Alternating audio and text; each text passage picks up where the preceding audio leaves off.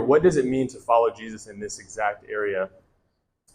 Two things that Jesus says are the very most important things that we can frame our lives around.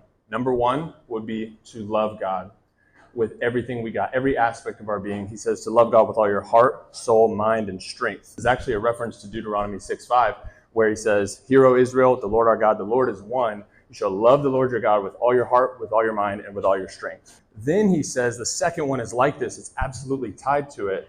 You shall love your neighbor as yourself. That's Leviticus 19:18. Anytime Jesus teaches something, he's actually pointing back to something that God has already revealed to his people. So if you're wondering, what does it look like to keep that particular commandment, we can look at Jesus and his rhythms that he references here. Am I loving God with everything I got? And am I loving my neighbor? That word love sometimes is vague, or I'm not exactly sure what that looks like. Here's the cool thing he says. He says every other commandment hinges or hangs on one of those two things.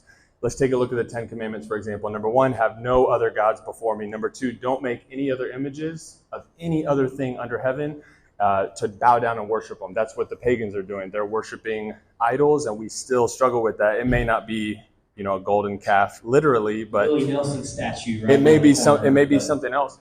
He says, don't do that. He says, don't take my name in vain. Don't say that you're doing something in my name and it's not something I asked you to do. That's going to lead people astray, and it's going to put you in a situation where you're not congruent in your soul, and that's a terrible feeling.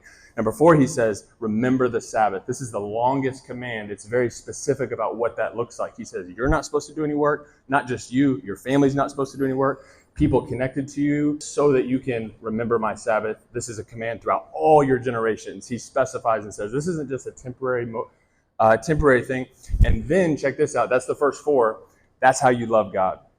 Every one of those is how you put God first. And then the next six are how you love your neighbor.